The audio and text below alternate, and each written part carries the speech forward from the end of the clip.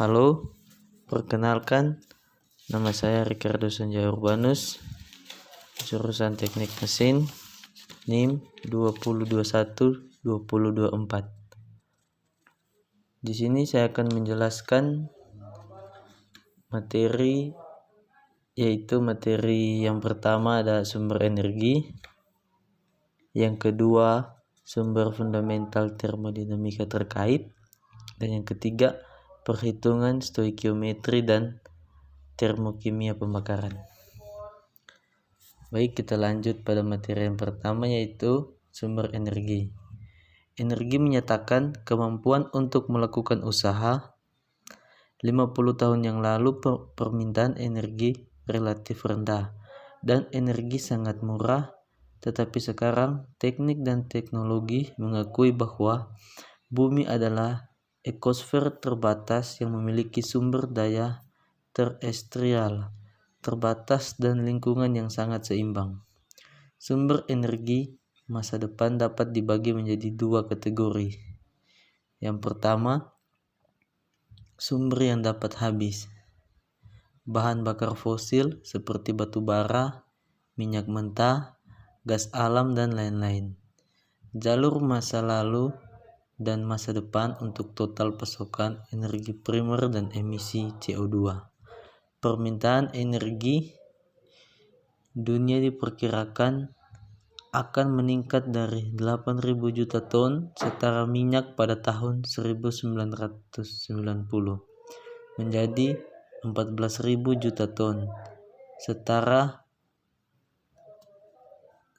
dari 8.000 juta ton setara minyak pada tahun 2020. Ini akan sesuai dengan peningkatan populasi dari 5.400 menjadi 8.000 juta orang untuk tahun yang sama. Selain itu, minyak terus mendominasi konsumsi energi dunia dengan penggunaan transportasi yang semakin meningkat. Konsumsi gas meningkat mendekati konsumsi batu bara pada akhir periode ini, sementara tenaga nuklir stabil, tenaga air dan energi terbarukan terus meningkat. Tetapi pada tingkat yang rendah, emisi CO2 meningkat dengan permintaan energi primer sedikit lebih cepat daripada masa lalu. Faktor yang berkontribusi adalah stabilisasi pembangkit listrik tenaga nuklir dan pertumbuhan pesat yang berkelanjutan dalam penggunaan batu bara di Cina dan negara-negara Asia lainnya. Yang kedua, sumber energi yang tidak habis-habisnya atau terus-menerus, misalnya hidrolik, energi angin dan matahari, energi dari lautan, lembah, dan bahan bakar sintetis. Energi atom atau nuklir dapat dianggap sebagai energi yang dapat habis karena deposit uranium dan thorium dapat dikonsumsi sepenuhnya, menunjukkan cadangan minyak terbukti pada akhir 1992 dan cadangan minyak dunia dilaporkan dengan akurasi yang wajar dan penilaian volume potensial di ladang yang belum ditemukan membuktikan keandalan umum. Cadangan minyak bumi yang dapat diperoleh kembali akan sekitar 2,3 triliun barel. Sekitar sepertiga dari minyak ini diproduksi dan dikonsumsi. Jika eksploitasi modern tanpa batas berlanjut di seluruh dunia, 2/3 sisa minyak asli bumi dapat mempertahankan produksi dunia pada tingkat saat melalui sebagian besar abad ke-21 sampai basis sumber daya yang menurun akhirnya memaksa produksi turun. Pada tahun 1980, cadangan terbukti minyak diperkirakan 0,7 triliun barel dibandingkan dengan perkiraan cadangan hampir 1,1 triliun pada tahun 1996.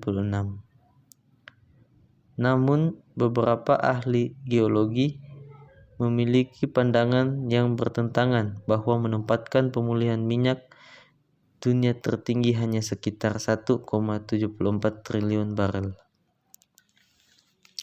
Bahan bakar.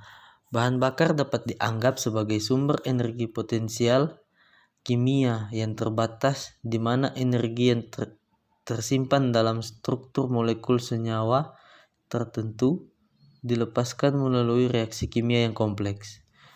Beberapa persyaratan dasar bahan bakar meliputi kepadatan energi tinggi atau kandungan, panas pembakaran tinggi atau pelepasan, stabilitas termal yang baik atau penyimpanan, tekanan uap rendah, volatilitas, dan non-toksisitas dampak lingkungan.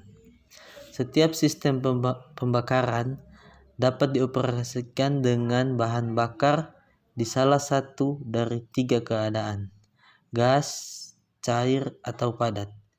Minyak mentah diketahui ada di berbagai kedalaman di bawah darat dan laut di sebagian besar dunia. Minyak mentah adalah campuran yang sangat kompleks dari gas, cairan, dan padatan terlarut yang selalu terutama terdiri dari hidrokarbon dengan sejumlah kecil zat nitrogen dan senyawa sulfur organik. Minyak mentah dipisahkan dengan proses disitilasi yang memanfaatkan fakta bahwa berbagai komponen dalam minyak mentah memiliki titik didih yang berbeda ketika minyak mentah dipanaskan. Gas pertama yang berkembang terutama metana, etana, propana, dan butana. Pada suhu yang lebih tinggi, uap dilepaskan dan kemudian dikondensasi untuk membentuk distilat ringan dari jenis yang digunakan dalam produksi bensin. Saat mendidih, minyak tanah muncul diikuti oleh sulingan tengah yang digunakan dalam minyak, gas, dan bahan bakar diesel. Akhirnya, residu yang tersisa dan digunakan dalam pembuatan minyak pelumas, lilin, dan bitumen. Selanjutnya, materi yang kedua yaitu sumber fundamental termodinamika terkait. Gas ideal dan konservasi massa. Persamaan keadaan suatu saat adalah hubungan antara tekanan P, volume spesifik F, dan suhu T. Dan sebagian besar persamaan keadaan sangat rumit. Oleh karena itu, persamaan gas ideal adalah pendekatan yang tepat dan mudah dipahami serta dapat digunakan di sebagian besar analisis komputasi. Molekul gas ideal tidak memiliki volume atau gaya antar molekul, dan sebagian besar gas dapat dimodelkan sebagai ideal.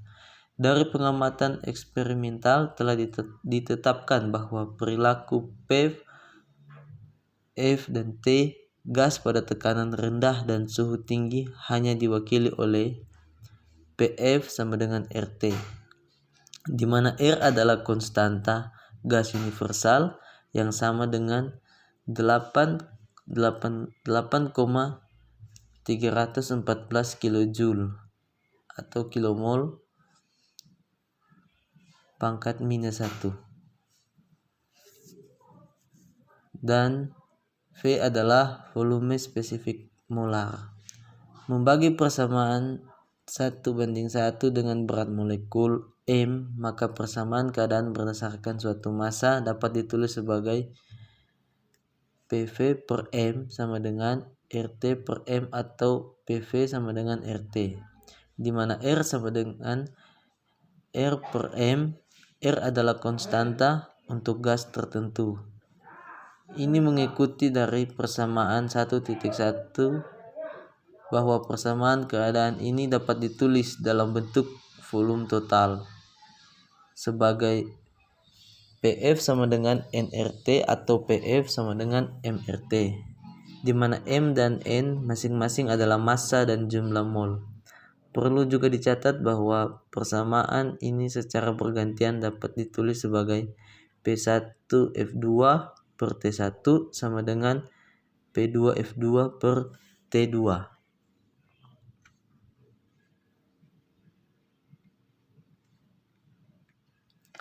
Dasar-dasar termodinamika.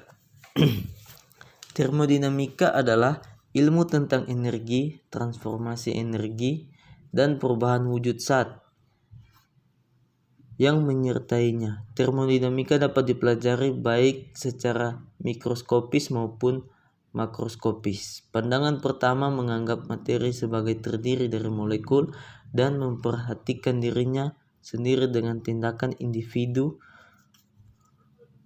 ini molekul. Pandangan kedua berkaitan dengan efek aksi banyak molekul dan mempertimbangkan sifat rata-rata dari sejumlah besar molekul.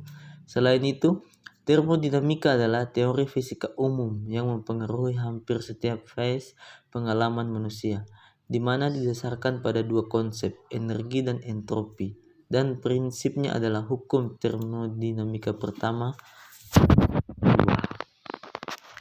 Selanjutnya materi yang ketiga yaitu perhitungan stoikiometri dan termokimia pembakaran.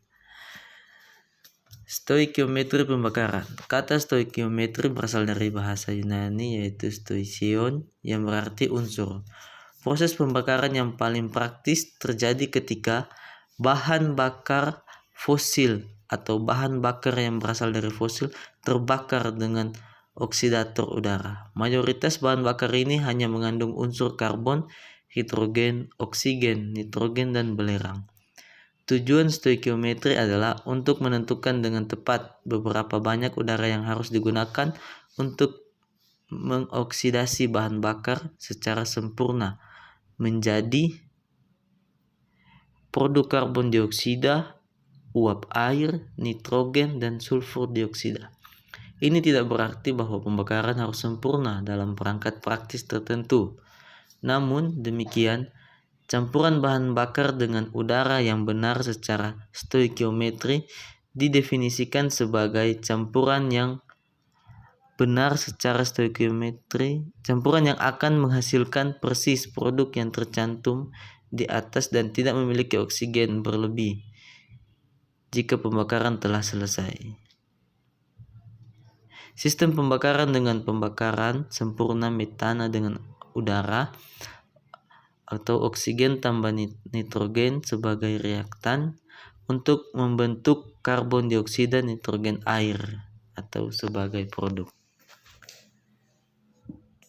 Itulah materi yang dapat saya sampaikan. Sekian dan terima kasih.